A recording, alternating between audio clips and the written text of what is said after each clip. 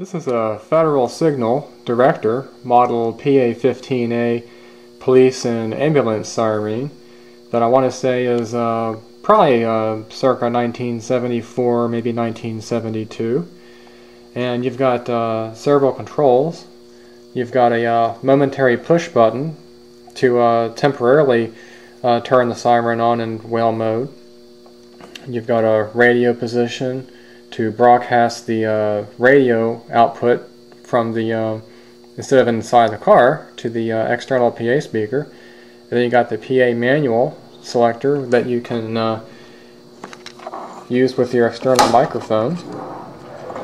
And then you've got the wail position and also the yelp position. Wail position is a little bit slower frequency than the yelp position. And then finally the on-off switch and gain control for the PA function, as well as your pilot light. And I got it taken apart here so we can see what's inside. This is the main control board here, where all the functions take place for the oscillators. And on the back side you've got your driver transistors.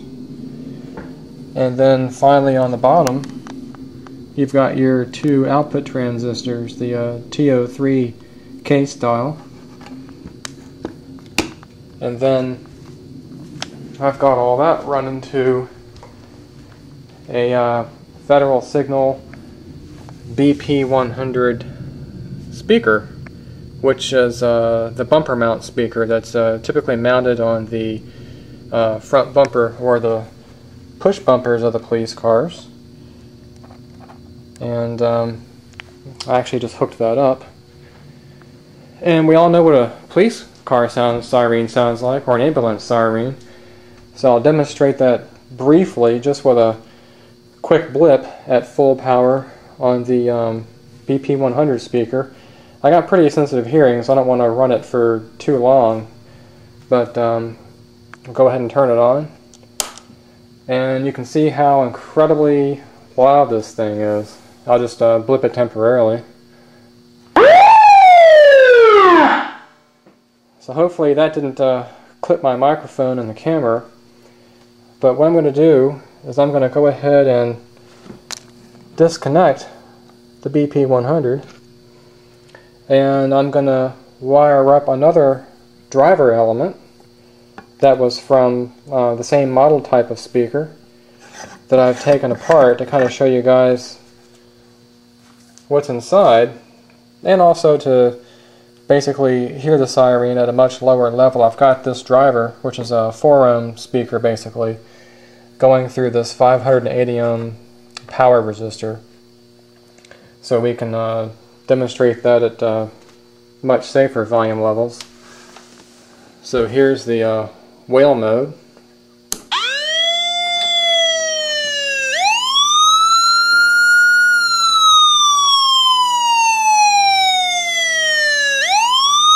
And then here's the yelp mode.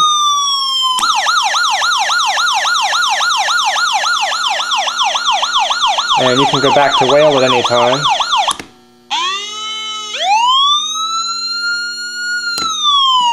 And you can shut it back off by going to PA manual. And then of course you can depress this momentary switch as long as you want. It just puts out a constant frequency.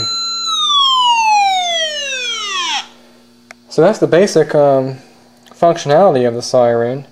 But I got it taken apart here, and I have all these wires sitting out here, if you haven't noticed, to kind of go into a little more detail as to how this thing actually functions and why it behaves like it behaves.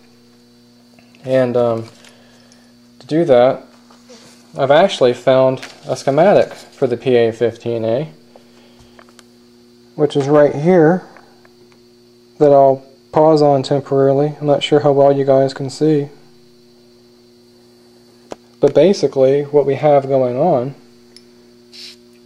is you've got your positive input going through your fuse, and your power switch turns on your dial light, goes through this diode here, and this diode is basically put in place to prevent hooking the unit up backwards.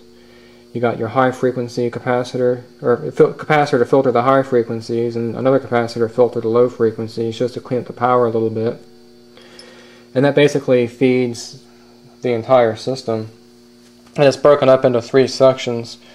The first section you have is the whale-yelp timing oscillator. And the second section you have is the sweep oscillator. That's what you heard just a few minutes ago when I held down the momentary push button. And then you have your emitter follower driver stage, your first driver stage, and then that's transformer coupled to your final output stage. And these 2 transistors here are those big TO3 transistors you saw on the base of the unit, and then those are transformer coupled to your speaker through an impedance matching transformer. So this sweep oscillator basically would put out a continuous square wave at about 1.5 kilohertz, but what this timing oscillator does is it outputs a rising and falling voltage, basically like a sawtooth pattern, and feeds that into this voltage divider. And so as that voltage rises and falls, that varies the frequency of your sweep oscillator, and that's how you get the whale and yelp functions.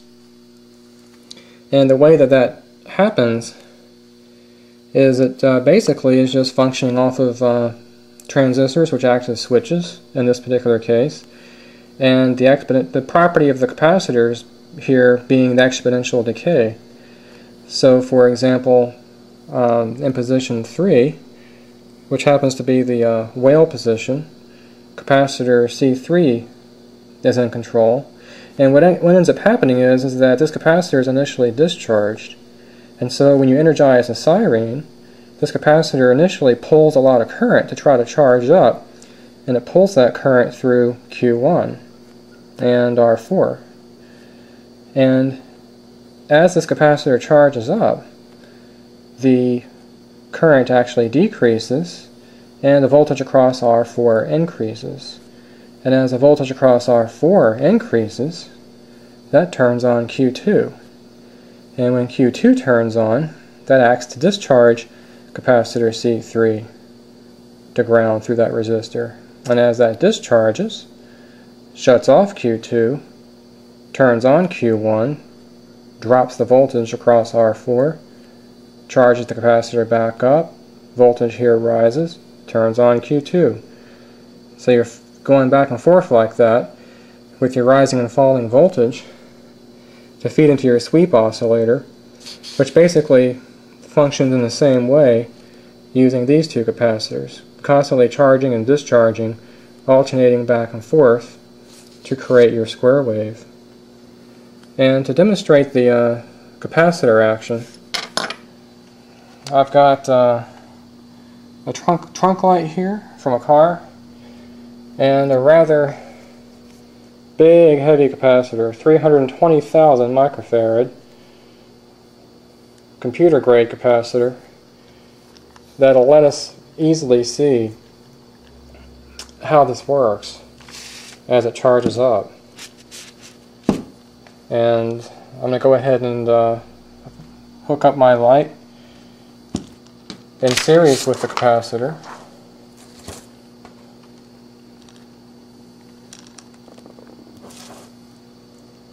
And then I'm going to go ahead and apply power to it from the battery. And so this light over here is acting as the resistor, and of course this is acting as the capacitor, only on a much larger scale. And as I energize the capacitor, we're going to draw the maximum amount of current that this light draws, and then it's slowly going to fall off exponentially as it charges up.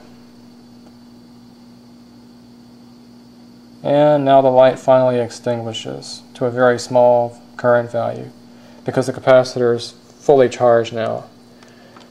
And that's happening on a much smaller scale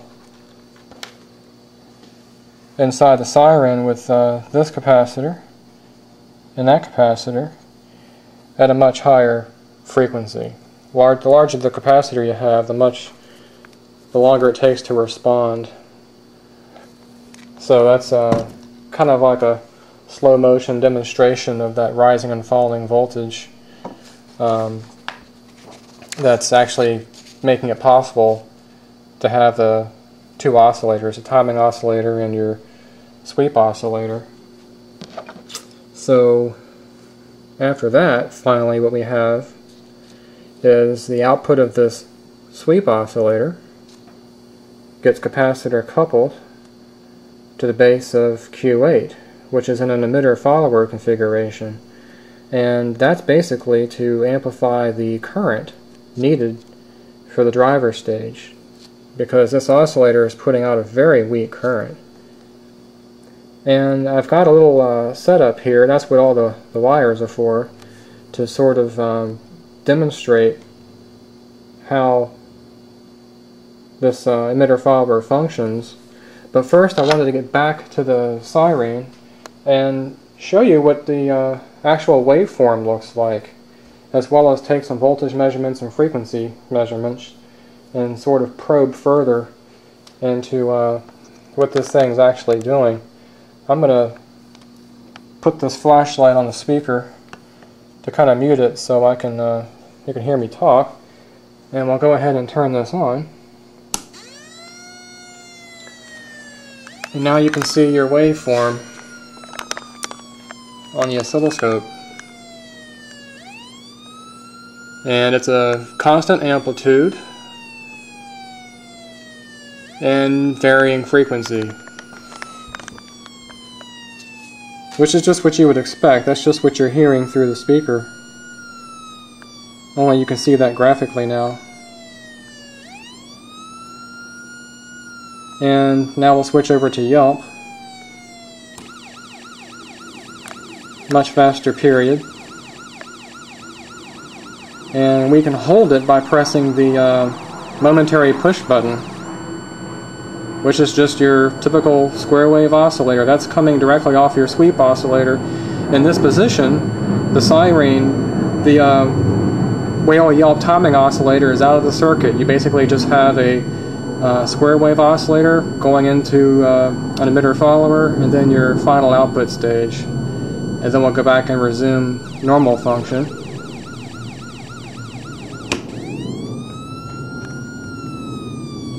Which is pretty neat to see. And if you wonder why these sirens are so loud, the oscilloscope and also the voltmeter I'll show you in a little bit tells you why. We basically are running around 2 volts per division, and we've got roughly 15 units there. So you multiply that by 2, that's around 30 volts. It's not actually that high because this oscilloscope is a little bit out of calibration. It's pretty old, but you can see that on this snap-on voltmeter. It's around 24 volts.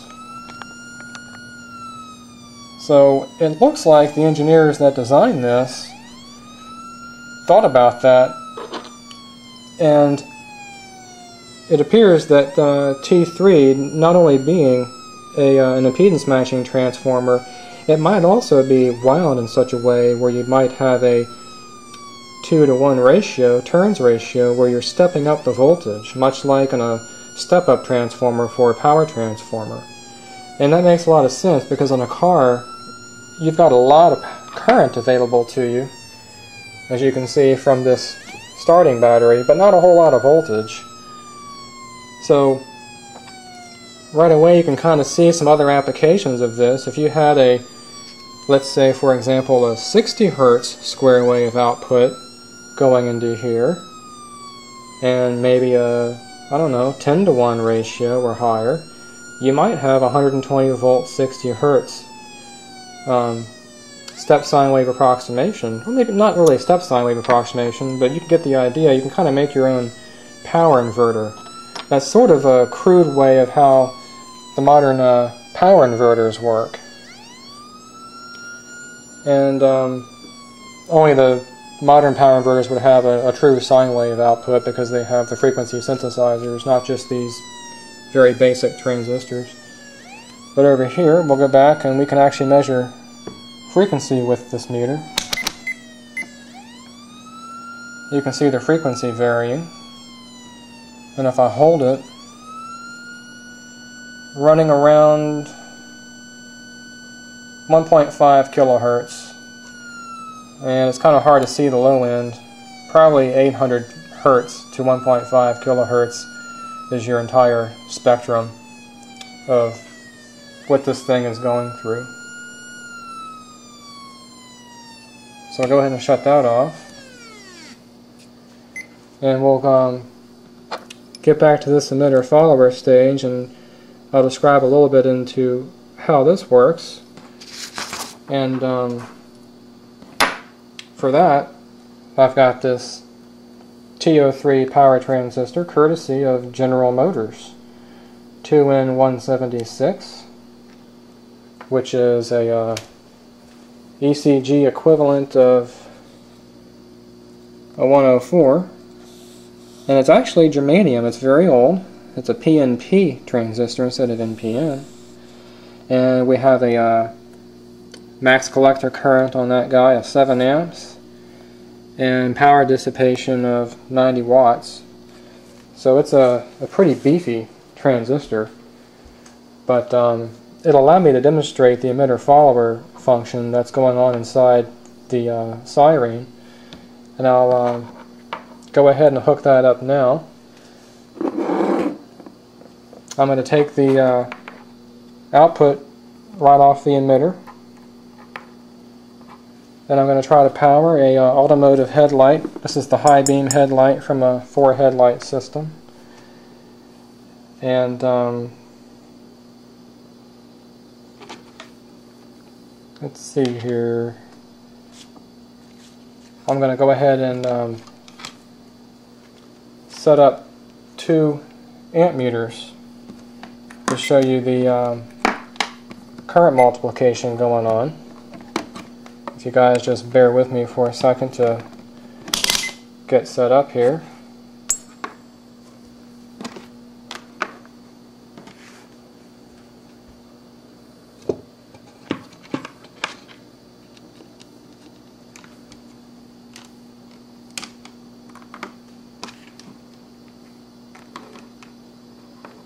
Alright, so now I've got power going into the transistor, and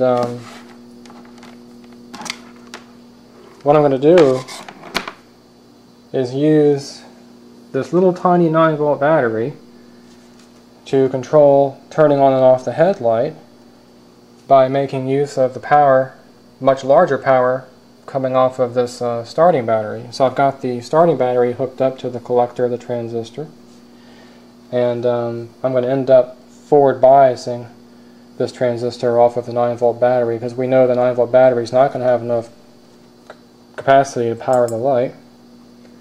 So I'll get that hooked up.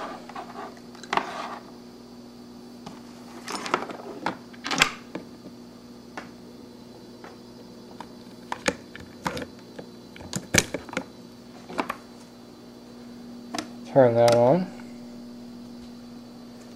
So the meter over here on the left is going to measure the larger current coming right off of the starting battery, and the meter over on the right is going to measure the current coming off of the 9-volt battery.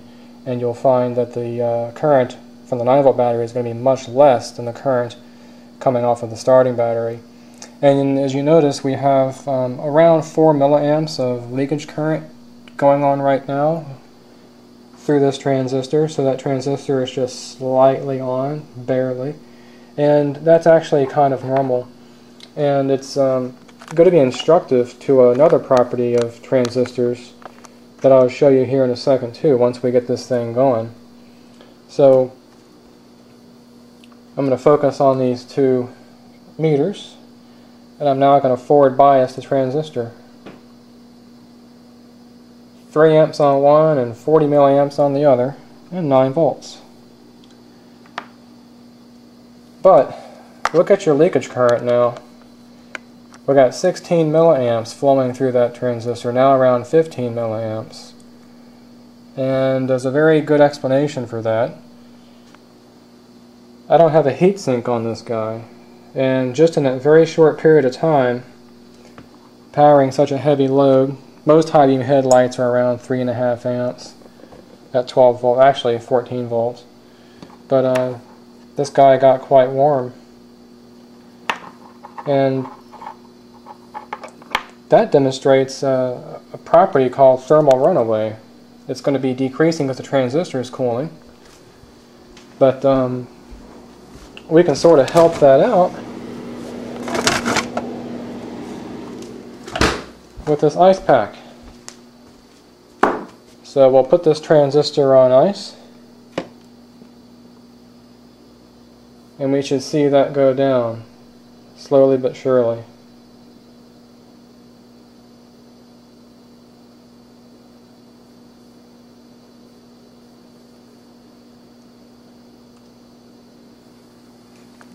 Let me put this ice pack back.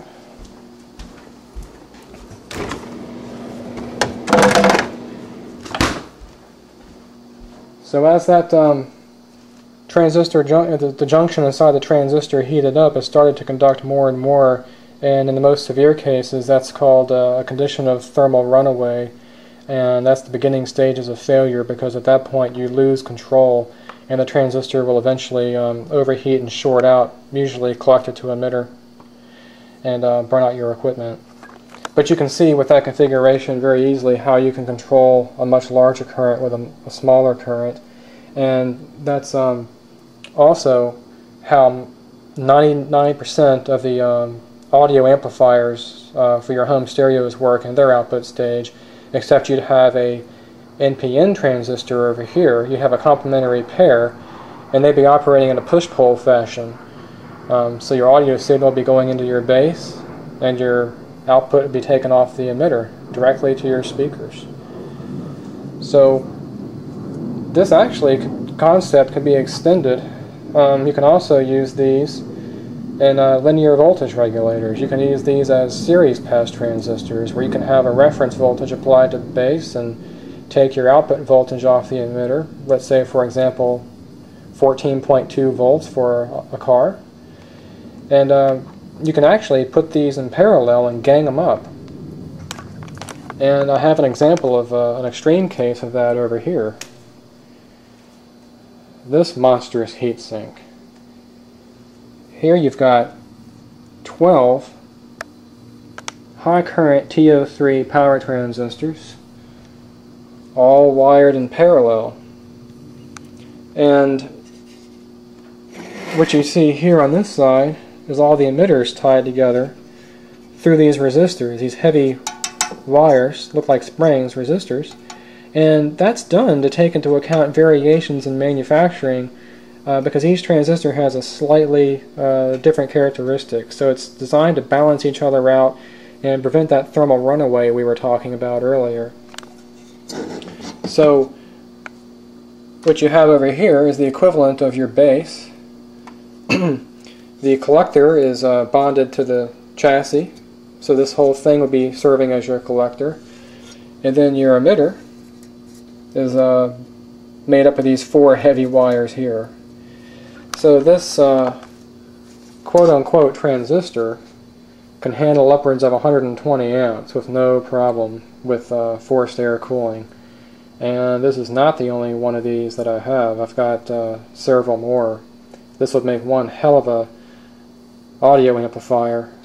I'm thinking right now you can have left channel, right channel, PNP, NPN, PNP, NPN, complementary symmetry pair on each side, and have yourself one loud stereo. So you might ask yourself, well, if that's a series pass element from a high current voltage regulator, I wonder how big the power transformer would be to supply something like that. And the answer to that is over here. This guy. That's one of the power transformers I have that's responsible for pushing current through that transistor array. This is a power transformer out of an old IBM mainframe, circa 1976. And what this is, it's called a ferroresonant transformer. And basically what this does is it's self-regulating. You've got what they call a tank circuit between these two. This is an RC circuit. So you've got resonance going back and forth, and the action of the capacitor is to stabilize the magnetic field in the transformer, which operates in saturated core configuration, which is why it runs at a high temperature. And big transformers are nice because you can actually see visually how they work. You've got your primary right here, and then of course your secondary. So you've got many turns of relatively fine wire here and few turns of very, very heavy wire here. And then you've got your wires for your primary, which are fairly small, and of course the wires for the secondary, which you know, you really could use them as welding cables, they're so big. This wire here is for a 208 volt input if you're running it off of one leg of a three-phase power system, and this wire here is for your 240 volt input if you're running it off of a single-phase system. And 208 volts, 15 amp is probably what this wire is rated at, and that puts this output here. This is a center tap this is 12.6 volts center tapped, about 150 amps. Very, very powerful transformer, and it's actually one of the smaller ones that I have, believe it or not. And over here we have the rectifier that came off of that sucker. So it's a full wave rectifier, but it's not a full wave bridge. But very beefy.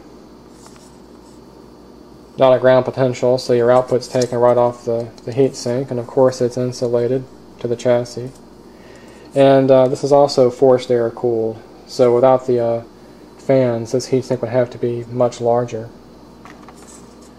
And to control that mainframe, you had one of these old IBM 3741 data entry stations. I'll briefly show you a picture of that. That's what it would look like. I've got the power supplies that came out of that as well too.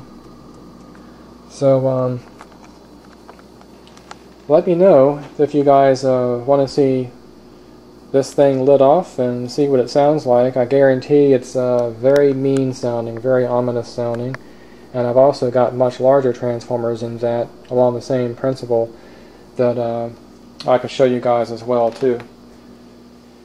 So that's kind of in a nutshell, or rather a large nutshell, of how the siren works. And there's just a lot you can learn just by one little device here. One little simple device. You can learn how emitter followers work and how RC networks work, resistor capacitor networks, and oscillators. And last but not least, I've got this speaker opened up because I like taking everything apart just to, out of curiosity, see what stuff looks like. And I wanted to see what kind of speaker could tolerate such power levels. And I got to use 2 hands for that apparently.